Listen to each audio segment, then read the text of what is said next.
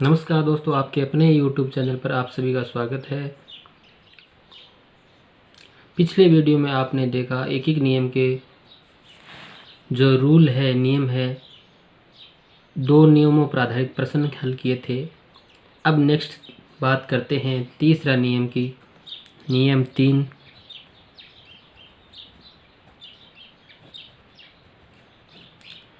इस नियम के अंतर्गत बात करने वाले हैं कि अनेक वस्तुओं का मूल्य या वैल्यू दे दी जाती है तो उसको हम कैसे सोल्व करते हैं।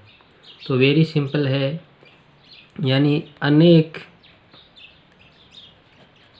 से एक की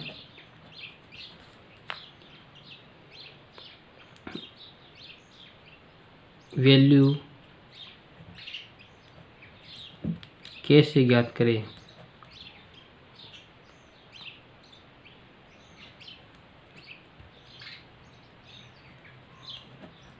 ठीक है, तो इसमें सिंपल है, हमें एक वस्तु की जो एक वस्तु है उसका मूल्य निकालना होता है। तो इसका लिए रूल है, एक वस्तु का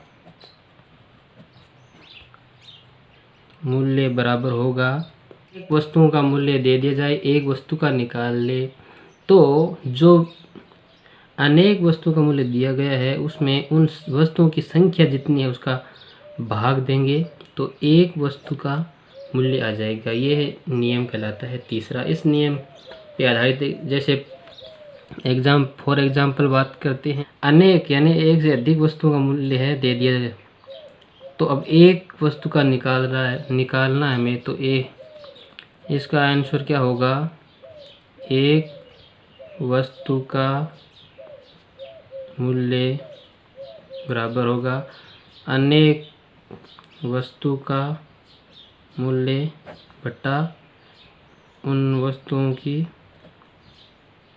संख्या। ठीक है,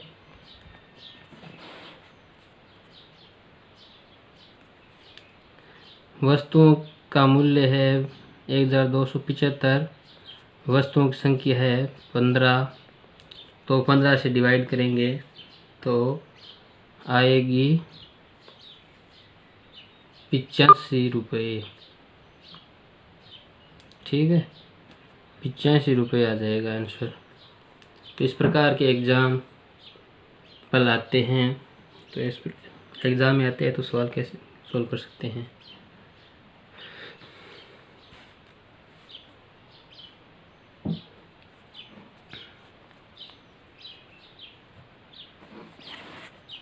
नियम 4 की बात करते हैं।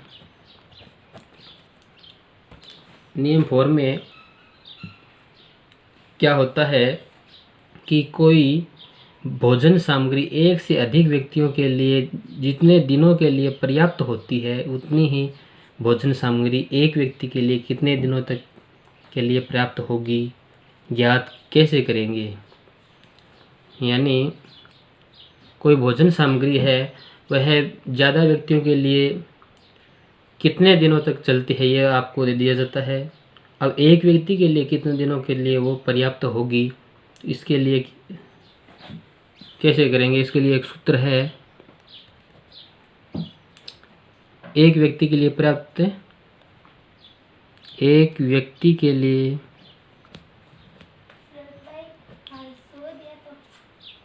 पर्याप्त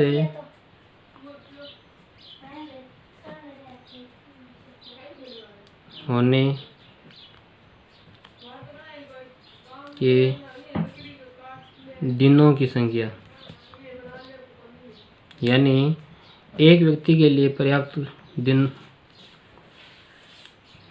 होने के दिनों की संख्या कितनी होगी ये हम ज्ञात करना होता है। तो इसके लिए होगी व्यक्तियों की संख्या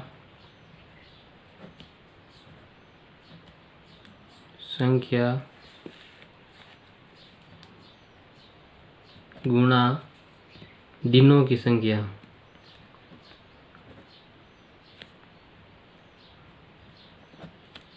ठीक है, इस प्रकार फोर्थ नियम कहता है कि यदि बहुत सारे व्यक्तियों की जो भी सामग्री है, भोजन सामग्री हो अन्य कोई सामग्री हो, वो कितने दिनों तक चलती है उसकी दिनों की संख्या दे दी जाती है, तो एक व्यक्ति के लिए वो बहुत पर्याप्त सामग्री है। कितने दिनों तक पर्याप्त होगी, इसके लिए होगा कि जो व्यक्तियों की संख्या है उसको एक दिनों की संख्या से मल्टीप्लाई कर देंगे तो आ जाएगी।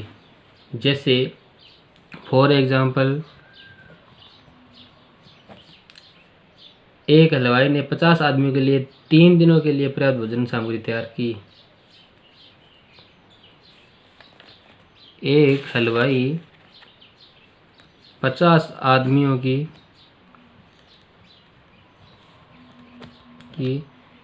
3 दिन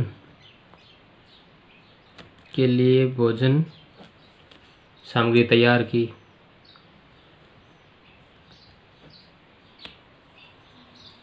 तो वह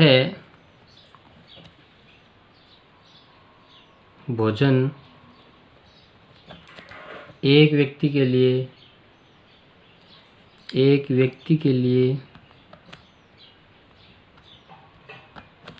कितने दिनों तक पर्याप्त होगी।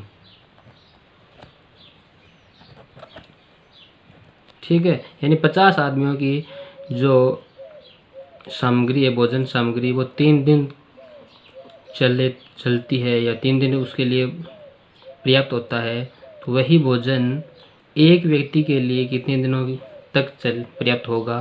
तो इसके लिए एक आदमी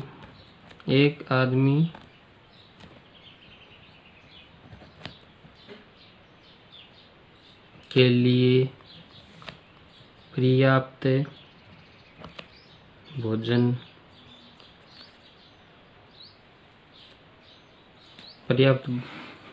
भोजन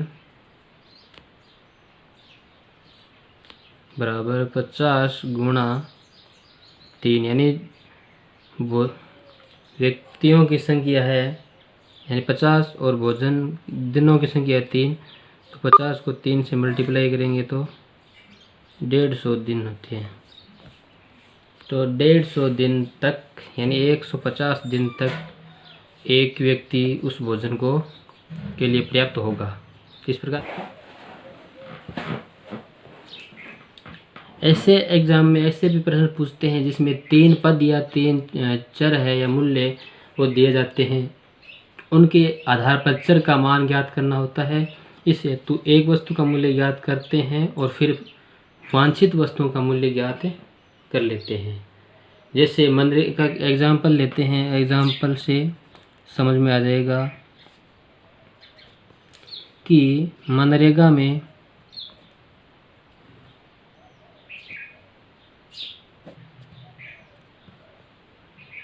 के तहत 40 मजदूर 1 किलोमीटर लंबी सड़क का निर्माण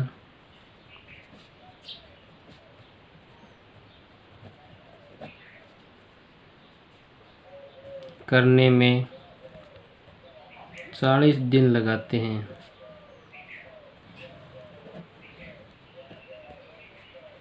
तो सड़क को बनाने के लिए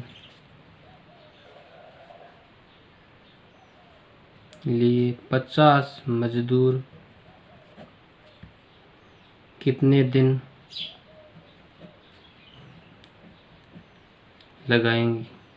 लगाएंगे। यानी मनरेगा के तहत 40 मजदूर है, एक 5 किलोमीटर लंबी सड़क को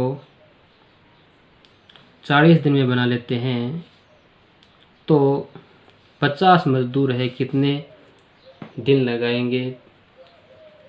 40 मजदूर 40 दिन लगाते हैं, तो 50 मजदूर कितने दिन लगाएंगे। तो इस प्रकार के सवालों को कैसे करेंगे तो देखते हैं। चौकी दिया हुआ क्या है, 40 मजदूर सड़क बनाते हैं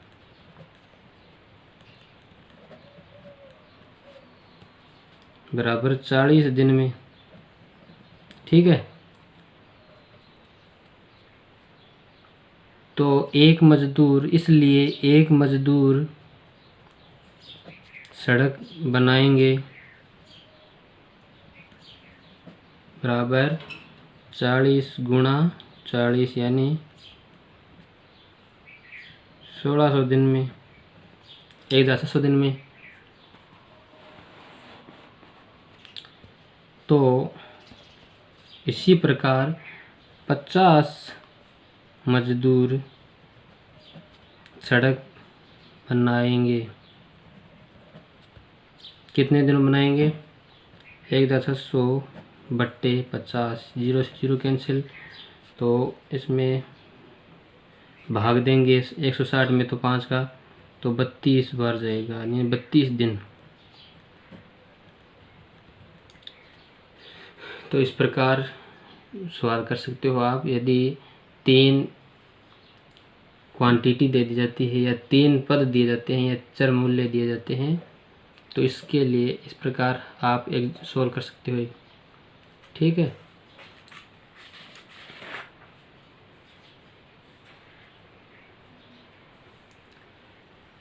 ऐसा एक सवाल और ले लेते हैं, एक उदाहरण लेके।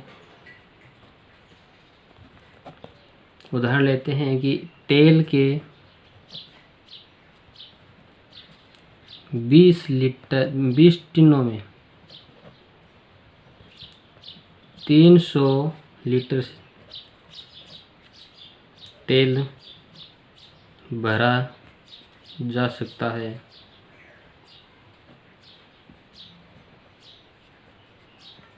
तो 450 लीटर तेल भरने के लिए कितने टिनों की आवश्यकता होगी?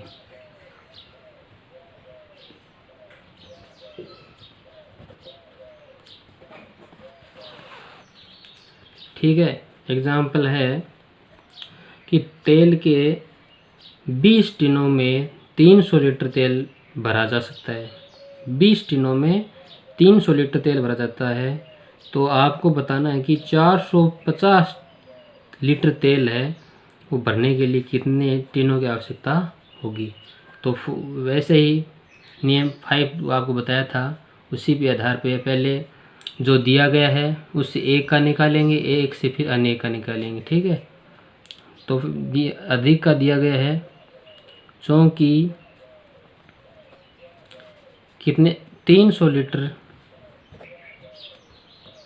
तेल भरा है कितने 20 टिनों में। ठीक है, तो 1 लीटर तेल भरेगा, कितने टिन भरेगा भी? तो 20/300 टिनों में। ठीक है, 300 लीटर तेल भरा जाता है 20 टिनों में, तो 1 लीटर तेल भरने में भरेगा तो 20/300। तो इसलिए 450 लीटर तेल भरने के लिए टिनों की आवश्यकता होगी। कितनी की होगी भी?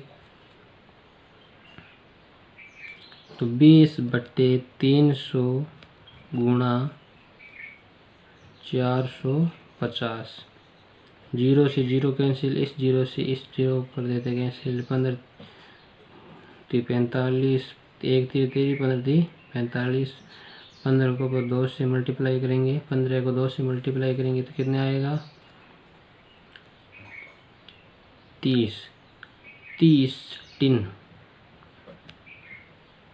ठीक है, तो इस प्रकार सवाल कर सकते हो आप।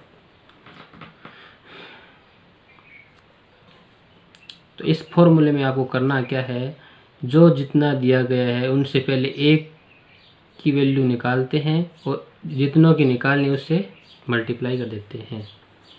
ठीक है, वीडियो कैसा लगा? पसंद आए तो लाइक करें, कमेंट करें और अपने दोस्तों को शेयर करें और यूट्यूब चैनल को सब्सक्राइब करना मत भूलें और पास में जो बेल आइकन है उस पर प्रेस करें, जिससे आपको नई वीडियो की नोटिफिकेशन मिलती रहे। धन्यवाद। जय हिंद, जय भारत।